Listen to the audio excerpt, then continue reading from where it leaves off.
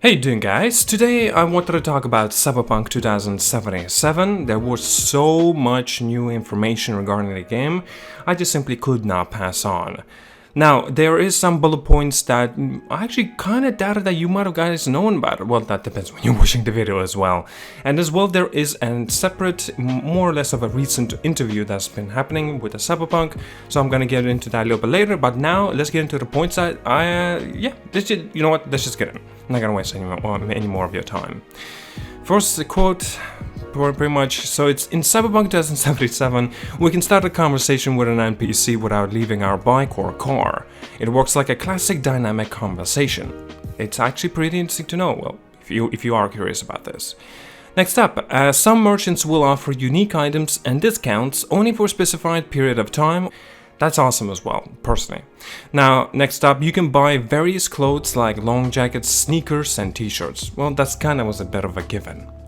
Example of programmers that are netrunners can buy a program to disable cybernetic eyes or another to block off a cybernetic member. Maybe I was expecting a little bit of this such a interesting intriguiness and the option, but that I have to disagree, but it's pretty cool. Anyway. As you advance your hacking skills, the options will expand from a simple door opening to a controlling cameras or turrets and more. That's pretty cool. Kind of reminds me a bit of Watch Dogs. Alright, so many games related to hacking will be different depending on the installation you hack. Well, once again, so bots can also hack at a distance. Nice. Alright, increases are performed only from the specialists, but minor changes will be possible by ourselves, such as the improving our mantis blades by adding poison. Pretty cool in my opinion.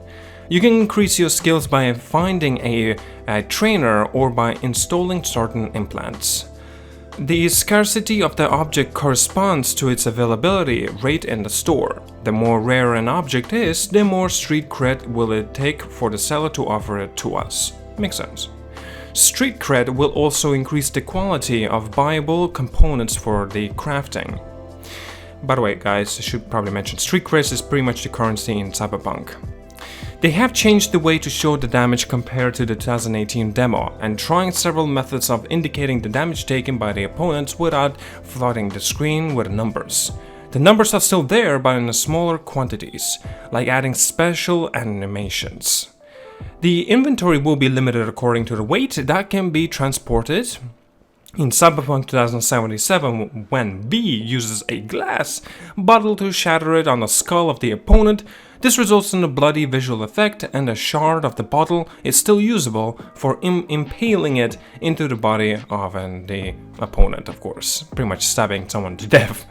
An example of the interactive discussion between V and Placida in the demo. During the conversation, a henchman enters the room with a message. If V looks at this character, new dialogue options appear to interact with him that, according to the devs, will have an impact on the conversation with Placid if used.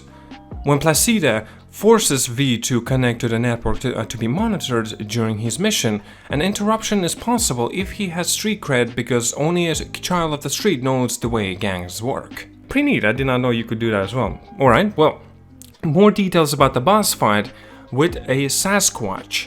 The fight takes place in a small room with interactive objects. The boss can use these items to prevent us from reaching his back. It is possible to avoid the fight as well.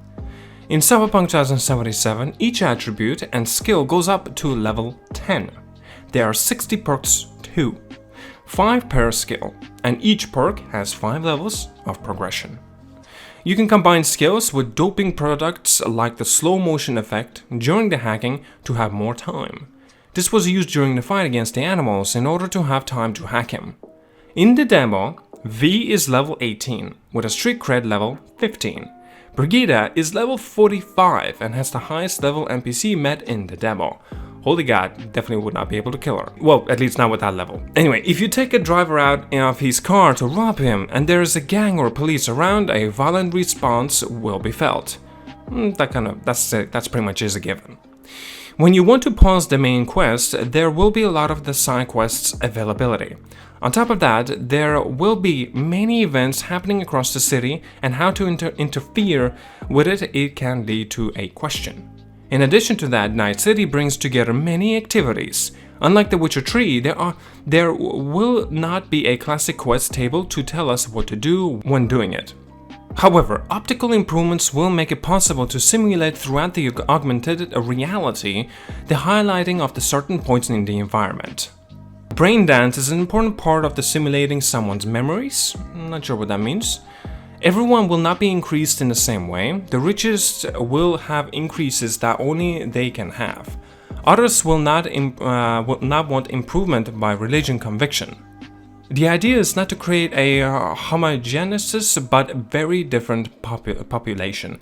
Actually, this kind of reminds me from a movie called Altered Carbon. If you have not seen it, I seriously advise you to check it out, it's awesome.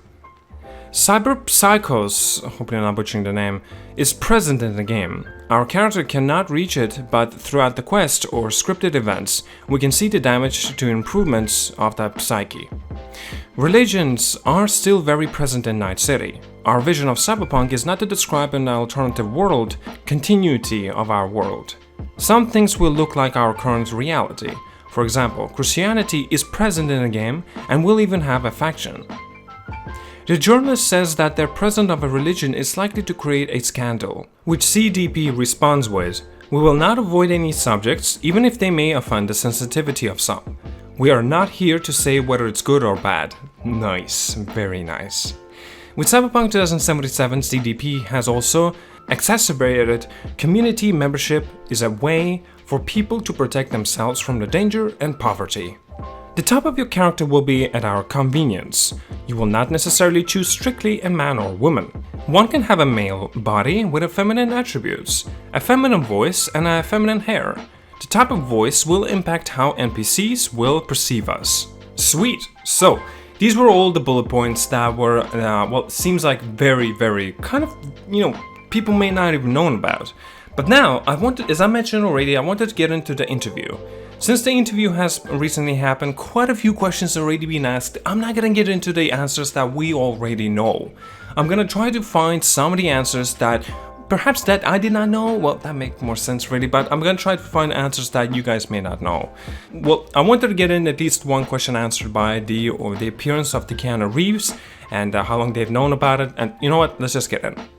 They said like they wanted to do is to find a right celebrity to match, and it just couldn't be someone with a romantic comedy movie or something like that when they're talking about the E3 appearance of the Keanu and a Keanu Reeves in the Cyberpunk game. And they also touched on regarding Lady Gaga. They mentioned that she will be a perfect fit for the Cyberpunk and pretty cool as well, but yet they mentioned already straight up there will be no Lady Gaga. Now still, he personally is on board with it, but we do not yet know if that's a yes or pretty much a no. Well, might as well say yeah, no. So yes, now there's been talk. He mentions as well regarding of the how long they've been planning Keanu Reeves to make an appearance in Cyberpunk and how long was that in fruition. And they kept it as a secret for about definitely many months. I don't recall exactly when in his words. It's hard to pick an exact time when it first started. But everything was very smooth. It was great. I think keep it as a secret was super hard. I remember the first time I heard someone told me that, I was like, really?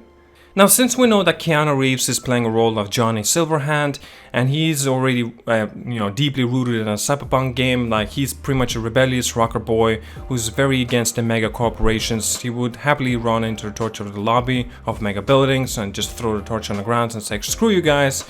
And yeah, he's that kind of different in real life as Keanu Reeves, so obviously. Now, we know about that, I'm not gonna get into much in details regarding that. Since he's also a digital ghost, so he should be like, like maybe 50 years from now? Like, this is like 50 years from when he was actually disappeared, and he mentions as well, I don't want to spoil it, but being a digital ghost allows him to not be like 50 or like 80 or 90 years old.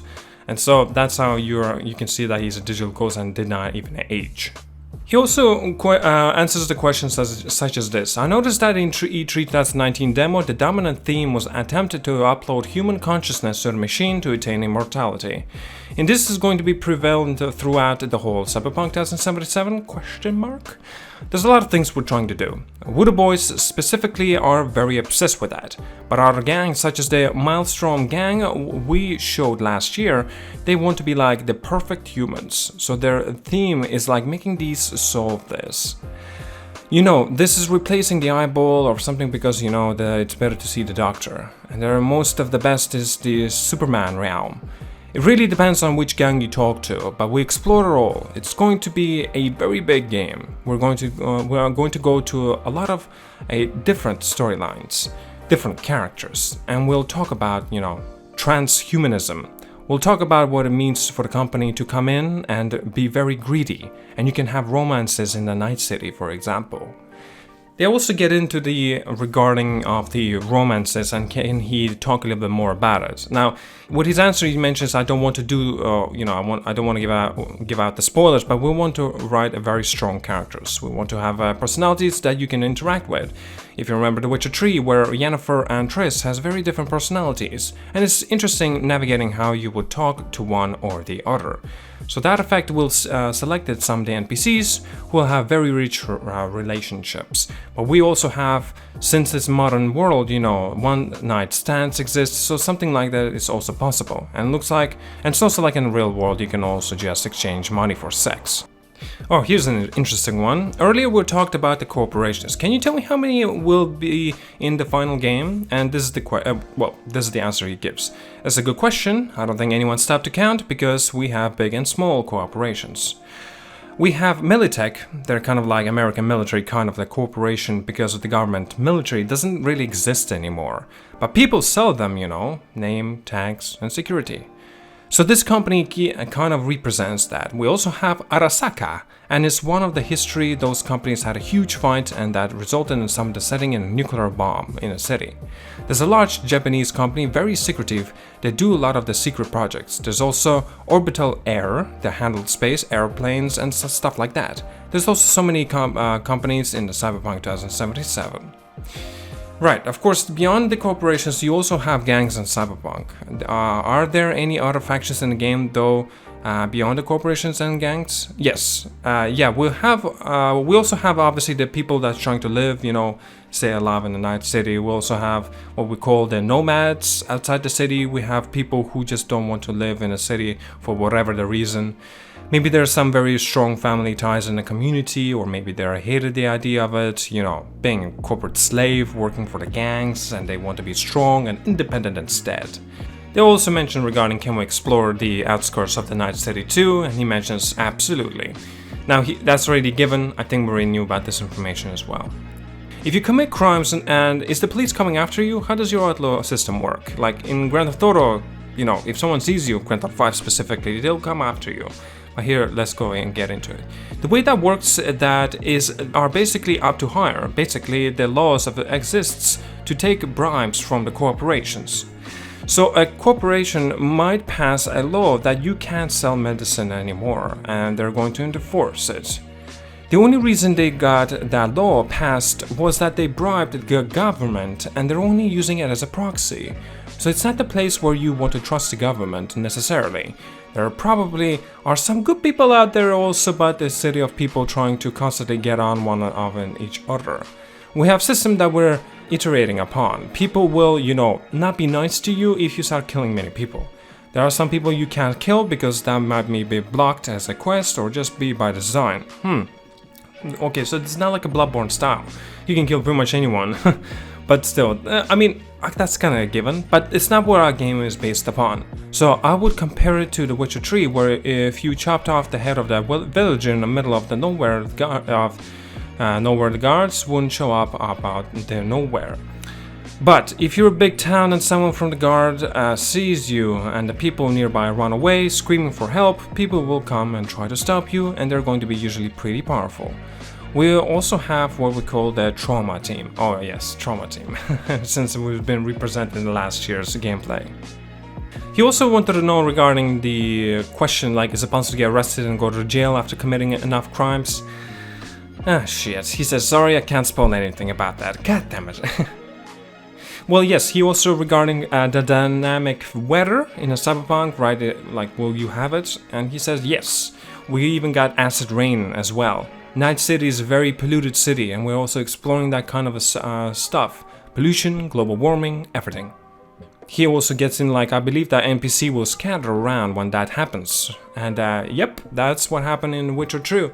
Well, Witcher 3 2, that's what I'm going to say. When the rain came, people would seek shelter. Generally, we're trying to make NPCs very believable. We want to feel like this world where people actually live in, which would make players want to spend time in the world as well. He after mentions NPCs with their daily routines, they would have it too, and he mentions, of course. If you followed someone for 15 hours, you might see the same thing repeated a few times. But we're trying to make them do interesting stuff. Again, I think it's the best comparison would be the Novigrad from The Witcher 3. He also asks a question, is the whole of the Night City open from the start, or is it like unlocked over time? We're not going to have this locked. Invisible walls where you can't go past it because we show a message on the screen saying you must go back. It doesn't make sense, right? It's like I just crossed the street, what's the issue? So we won't have anything like that. It was actually in Grand Theft Auto 4 done, so we couldn't really pass by going through the bridges, well, until you unlock it over time while playing the main game. Might venture into some places where enemies are way tougher than you can handle. And he said, yep, we have UI to help lead players. Actually, in the demo, you can see that NPCs levels are that will give you a quick gauge how to make sure that you can you want to engage. Yeah, we are in an RPG after all, and that's one of the implications of the RPG. You want to do progression, but like in Witcher 3, you could always just run into Novigrad. You could have skipped the Baron quest, you could have even go to Skellige, if you manage to get enough money to pay for the boat. That freedom is an open world. It's pretty awesome, and I think Cyberpunk is going to be very similar. But of course, you know, in Witcher 3, when you were like level 1 and went to Novigrad, you don't have a very fun time. You might expect something similar here, but you can still go if you want to. Now he mentions, will there be multiple difficulty settings? He mentions, yes, of course. The most fun one, I think, will be the hardcore setting, where we turn off the UI. How you live as well. That's interesting, and that will be a real challenge for a lot of players.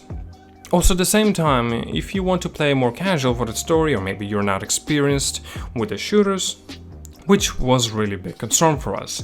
We want to tell you a story, and maybe you're a big fan of The Witcher and you're not comfortable playing a shooter. We have a setting available for that. We even have weapons for that. If you recall from last year's demo, we had a weapon called Smart Gun, which helps you aim. The bullets were much slower and usually a bit weaker, but if your aim isn't your forte, you can always pick up a Smart Gun. There was a bit of negative feedback regarding the choice you go with a first-person view only for the Cyberpunk. Some people have also issues with the nausea and similar medical conditions. He mentions this. We're going to have many settings for that, starting with a field of view. Now the slider that you can have an option for, make it larger, make it smaller. We're also considering accessibility at a very strong level, including stuff like the subtitles for the people who might have trouble reading some of the text in our game. That's very important for us. But with the first-person perspective, we're able to do a lot of new stuff. We can do much more immersive dialogue, for example, compared to the last game, The Witcher 3, where it was kind of obvious when you were going into the combat because you saw black bars, the camera would move, but in this game, since it's first person, literally you can shoot someone within a second. You pull the gun and you're immediately shooting people. That is to us really important and really immersive because it feels like danger. It was one of the big reasons why we actually switched from the third person. He mentions, well, there's still times when you see your character though, right? And he says yes. And even the demo we saw today, a lot of people might have missed, but the driving was in a third person and the transition was very seamless. He mentions, of course, you can look at the mirror and see yourself through the reflections, right? And he said, yes, that's pretty cool, you can do that. The character customization is going to be there, it's going to be a lot of fun stuff. Now, this is a lot longer to the answer, I think we already know about this. Now, there are some other questions that's been I left out on purpose. I personally think that maybe not so interesting for you guys, or maybe you just want to find out for yourself. I will leave down links below in the description if you want to read out the interview for yourself. Alright, well, it's been long enough already, this video, it's dragged on quite damn long. Wow. Anyway, I'm gonna let you go now. Thank you so much for watching, like and subscribe. I see you guys all, and yeah, have a good day.